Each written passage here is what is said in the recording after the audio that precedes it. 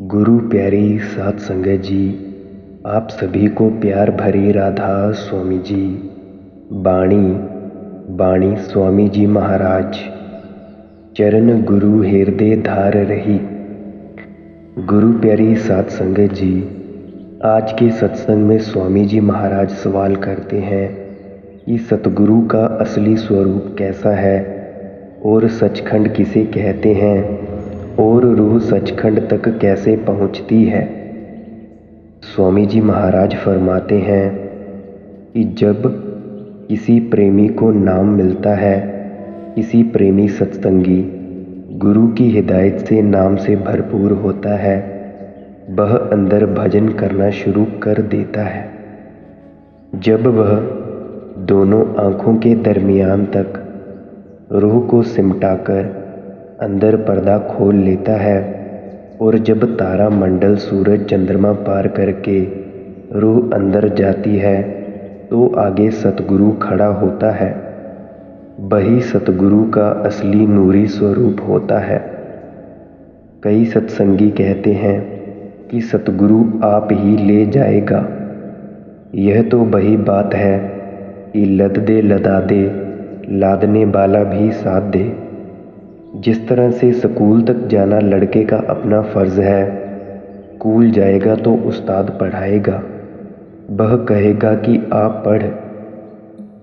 इसी तरह सतगुरु के चरणों तक जाना शिष्य का अपना धर्म है।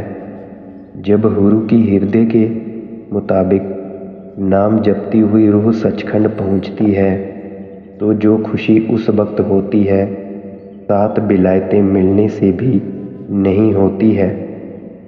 रूह करोड़ों युगों से यहाँ आई हुई थी। कुत्ता, बिल्ला, कीड़ा, पतंगा, घास फूस, बड़ी सारी योनियों में यह भटकता रहा है। संसार समुद्र में बही जा रही थी। जब गुरु के हिदायत के अनुसार भजन सिमरन करती है तो वह सचखंड पहुँच जाती है। अब सवाल पैदा होता है कि सचखंड क्या होता है। गुरु प्यारी साध संगत जी, बहुत से सत्संगी सोचते होंगे कि जो सचखंड ब्यास में बनाया गया है, जो सत्संग बनाया गया है, वही सचखंड है। पर असल में असली सचखंड हमारी देह के अंदर है। जिस सचखंड को सतगुरु जी आगे व्याख्यान करते हैं, वह सत्संग हमारी देह के अंदर है और वो गुरु की हिदायत के अनुसार ही मिलता है।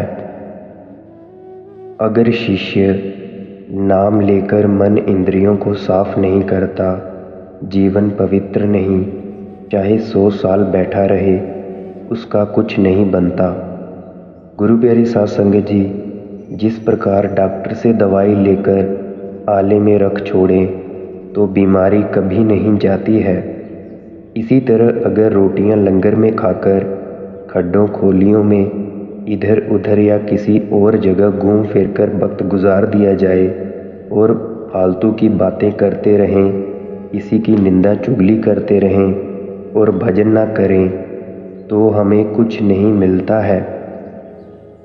खिचड़ी थनों के पास होती है पर दूध तो नहीं पीती, लेकिन लहू पीती है। आगे स्वामी जी महाराज फरमाते हैं, गुरु बिन कौन सम्हारे मन को, सूरत उमंग अब शब्द गही। रूह जोश में आकर कहती है कि जायदाद पिता की मिलती है और किसी की नहीं मिलती, तो मेरी मदद गुरु ने की है। गुरु ने कहा, यह शब्द की धार है, इसे पकड़ ले, इसके पीछे पीछे चली आ, शब्द की धार धुर पहुंचा देगी। अगर टिकट लेकर गाड़ी में बैठा दिया तो जिस स्टेशन पर जाना है वहां पहुंचाएंगे। यह जितनी जल्दी भजन सिमरन करेगा उतनी जल्दी जाएगा, जितना आलस करेगा उतनी ही देर बाद यह इसके अपने इख्तियार वश में है। अब के सतगुरु मिले दया कर, शब्द भेद उन सार दई। स्वामी जी महाराज कहते हैं, मेरे बड़े ऊंचे भाग्य कि मैं मनुष्य जन्म पाकर ऐसे सतगुरु से मिला जिन्होंने मेरी बाँह पकड़ी और शब्द दिया। स्वामी जी महाराज उस शब्द के बारे में जिक्र करते हैं। वह कौन सा शब्द है? तार शब्द, सीधी सड़क बता दी। अब इधर उधर जाने की ज़रूरत नहीं है। जो संत अंदर जाते हैं वे उस देश की रहनी, उसकी कैफियत, उसकी लज्जत का बयान करते हैं। कुंजे पहाड़ पर अंडे देकर मैदानों में आ जाते हैं। अगर कौवे और कबूतर जानना चाहें वहाँ कैसी ठंड है, उस देश की क्या कैफियत है, तो वे समझ नहीं सकते। रमूज़े शाह शाह बदादत, तो उन देश की कारगुजारी, वहाँ का भेद संत ही जानते हैं। इसीलिए जब दुनिया निंदा करती है तो वे हंस देते हैं। जिस तरह कोई अंधा किसी सुजाके को कहे कि तू अंधा है तो वह हंसकर चुप हो जाता है। सतनाम सत धाम निरखधुर, अलख अगम गति पाए जाई। सचखंड यानी सतनाम से होती हुई रूह अलख लोक में आती है, फिर अगम लोक में, फिर उसने ऊपर राधा स्वामी धाम में आ जाती है। रूह राधा स्वामी कुल मालिक में से गई थी, राधा स्वामी में आ जाती है। कतरा समुद्र में से भाप बनकर निकला था, पहाड़ों पर जाकर बरखा बनकर वर्षा, नदी नाले बन गए, फिर बहकर समुद्र में आ गया। 84 के चक्कर में से निकलने का यही तरीका है। बगैर गुरु ना तो कोई निकल सका है और ना निकलेगा। जीव काज निज भवन छोड़कर, जमा दूध फिर होत दही। स्वामी जी महाराज कहते हैं, वह कुल मालिक अपना देश और भेष छोड़कर मनुष्य बना हुआ है। जब हमारे जैसा मनुष्य बनकर आया तो कहता है, तुम उस देश के नहीं, तुम्हारे देश और हैं। आओ मैं तुम्हें उस देश सचखंड की राह बताता हूँ, तुम मेहनत करके अंदर चलो। फिर यह भी तो नहीं कहता कि तुम अकेले जाओ, बल्कि यह कहता है कि तुम चलो, मैं तुम्हारे साथ हूँ। एक बार का जिक्र है जब उद्धव ने भगवान श्री कृष्ण से कहा कि महाराज जी आप समर्थ हैं, यह जो दुनिया दुख उठा रही है इसे बैकुंठ अपने धाम में ले चलो। कृष्ण भगवान कहने लगे कि ये जाते नहीं। उद्धव फिर कहने लगा कि मुझे किस तरह यकीन आए। कृष्ण भगवान ने कहा, जा लोगों से जाकर पूछ ले। अब सूअर की योनि सबसे बुरी होती है। उद्धव उसे जाकर कहता है कि चल तुझे बैकुंठ में ले चलें। कहता है कि क्या वहाँ बाल बच्चे होते हैं? उद्धव ने कहा कि जी नहीं। फिर कहता है कि वहाँ गंदगी पाखाना होती है। उद्धव ने कहा कि नहीं। कहता है तो जाओ, फिर मैं नहीं जाता। इसी प्रकार गुरु प्यारी साध संगत जी, संत सबसे प्यारी से प्यारी और कीमती चीज़ मुक्ति देते हैं। यह बेटे बेटियों को छोड़कर नहीं जाता, फिर वे क्या दे। एक आलिम फाजिल गुणी ज्ञानी विद्या पढ़कर आ रहा था। किसी जाट ने पूछा कि कहाँ से आ रहे हो? कहता है कि जी काशी से विद्या पढ़कर आ रहा हूँ। जाट ने कहा, तुम्हें हीर रांझा आता है? आगे से जवाब आया कि जी नहीं।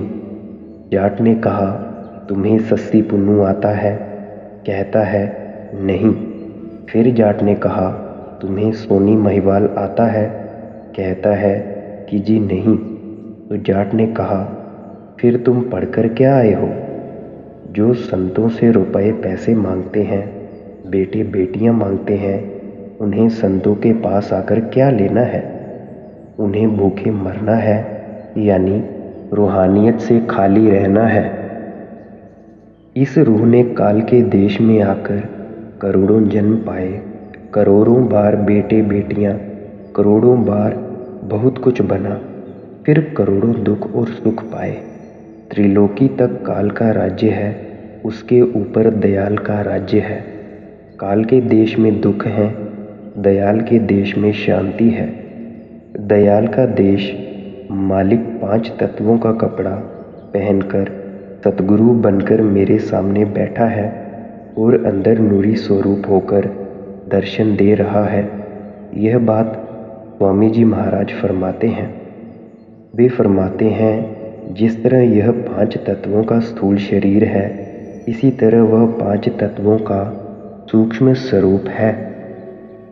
हर एक आदमी के अंदर अकाल पुरुष है, चाहे कोई चोर है, डाकू है, ठग है, खाली कोई नहीं। मगर जो भजन करते हैं, रातों को जागते हैं, वही दौलत लेते हैं। जैसी पानी हर एक जगह है, कहीं 10 हाथ नीचे, कहीं 20 हाथ नीचे, कहीं 50 हाथ तो कहीं 100 हाथ। जिसने कुआं खोद लिया उसने पानी पी लिया, जिन्होंने नहीं खोदा वे खाली आए और खाली चले गए। यही उसूल यहाँ रूहानियत में भी है। स्वामी जी महाराज आगे फरमाते हैं कि अमृत तो सबके अंदर है, मगर हमारा यह मन हमें अंदर नहीं जाने देता। मन ही हमारा सबसे बड़ा दुश्मन है, जो हमें सचखंड पहुँचने से रोकता है। अब कहते हैं कि ऐ मन, तू अंदर खड़ा होकर अमृत का रस ले। मन कोई छोटी सी चीज़ नहीं, बल्कि ब्रह्म का अंश है। यह भी अपने घर से भूला हुआ है और रूह भी अपने घर से भूली हुई है। इसी प्रकार गुरु से जब नामदान की बख्शिश होती है, तो हम सभी को 2.5 से 3 घंटे भजन सिमरन को देने चाहिए, ताकि हम उस राह पर चलकर, जो राह हमें गुरु बताता है, उस राह से सचखंड पहुंच जाएं। गुरु प्यारी साध संगत जी, आज का सत्संग यहीं समाप्त होता है। और ज़्यादा सत्संग सुनने के लिए इस चैनल को लाइक, शेयर और सब्सक्राइब ज़रूर करें, ताकि आप और ज़्यादा सत्संग सुन चुकें। गुरु प्यारी साध संगत जी, राधा स्वामी जी।